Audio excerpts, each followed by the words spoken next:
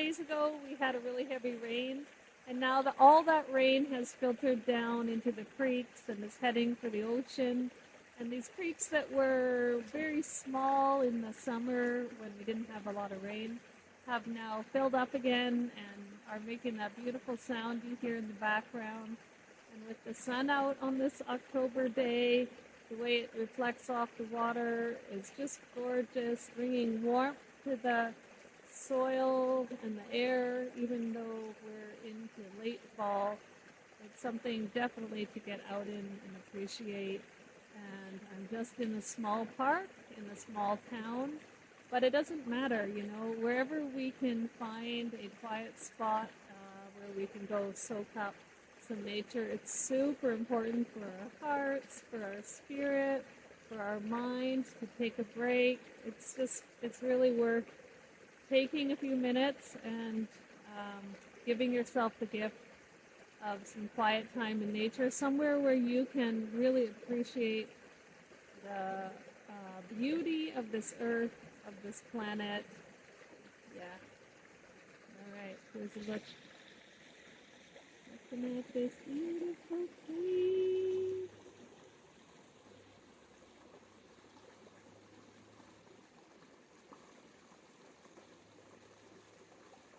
Beautiful, beautiful day. Beautiful tree. Beautiful day.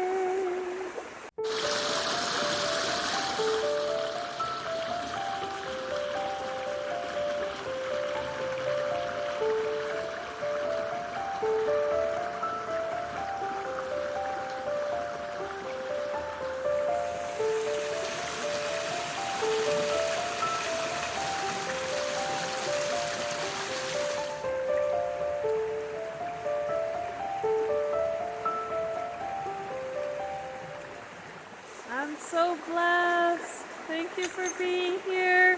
Thank you for being here on such a beautiful morning. Life is funny, As a kid, I spent tons of time outside. My parents were hippies, and believe it or not, I lived in a teepee, in a tent, in a variety of cabins where my play space was outside, and I loved running in the woods and in the country and being by the creeks.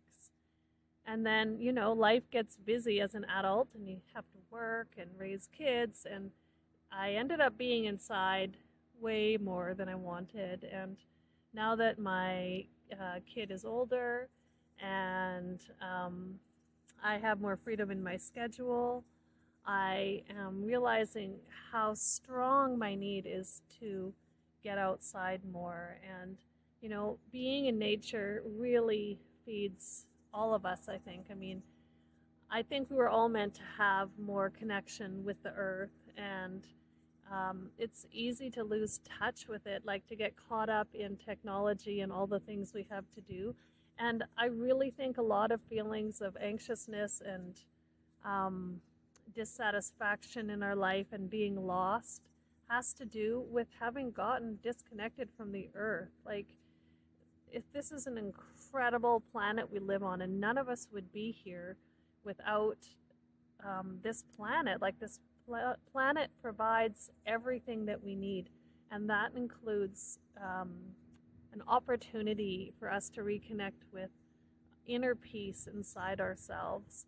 But we can't get that without getting out in nature, and also by being present in nature. If our mind is too busy, or if we're doing what I'm doing right now, which is being on your phone, on technology, then you're not really making use of that gift that the earth has, of this opportunity to just be present with it, to quiet the mind. And the earth can, feed us with the fresh air and with the natural beauty, and it's a great opportunity to become in a meditative state.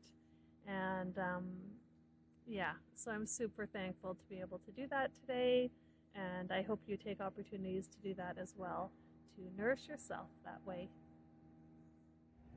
This pathway I'm going to show you in a minute is built on a midden, and a midden is a First Nations waste pile, basically, on the coast here, we get these humps of land that are this beautiful, rich brown soil with bits of shells in them.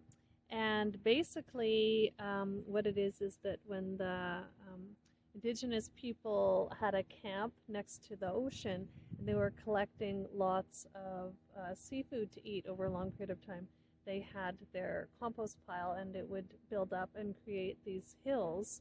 And even though we don't acknowledge them in any special way here on the coast, they are actually a very special piece of our history because they show the spots where the First Nations were camping, and they have been here for so long, and we don't have a lot of remains of old history on the coast because the lodges and things that were built by the indigenous people were either dismantled or naturally decomposed or whatever. So what we have are these middens and a few other remaining signs, which maybe I'll get a chance to show you at some point.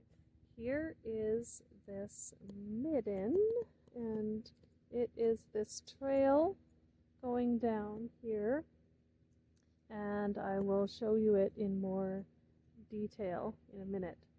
So this midden runs down the hill here, and then it runs up behind me on this hillside here.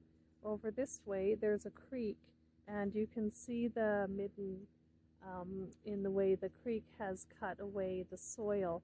It's very black and filled with all these shells.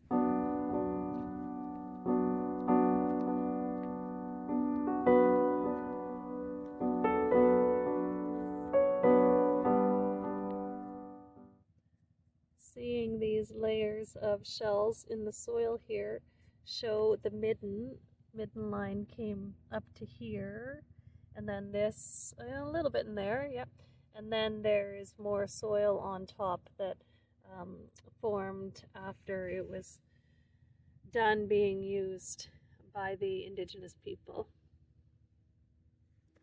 You can see the shells that have come down to the bottom here as people have walked on this trail and pushed the midden dirt downhill. So this is a steep hill that rises up here, and this hill going in that direction and in this direction over here all this way to that bridge is a huge midden. It's very wide, and then it goes back inland for well, I don't know exactly, maybe about 500 feet.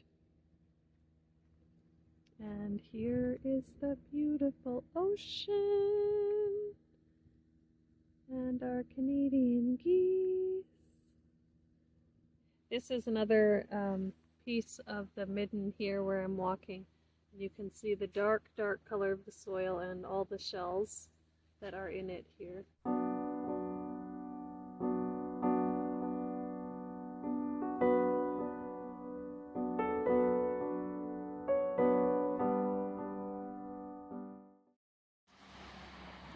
Look at these beautiful snowberry bushes. These berries come out in the fall and they're just super pretty. There's a whole hedge of them along here. When I was a girl, my sister and I used to call them pop berries because they fill up with this juice and they can pop. I'm not sure if I can get one to make the sound that they can make when they're nice and firm, and right now they're super full of water, so there we go. They make this little pop sound, and you know, when your toys are nature, then you find ways to entertain yourself. So we would have fun picking and popping these berries. Our mom told us that they were poisonous, and so we never ate them and would always wipe our hands off carefully after playing with them. But I looked it up more recently, and they're not poisonous apparently. They're actually edible, but they don't taste good at all, so you don't see people eating them. But yeah, they're just a beautiful part of fall nature on the coast. Our earth is so beautiful and amazing.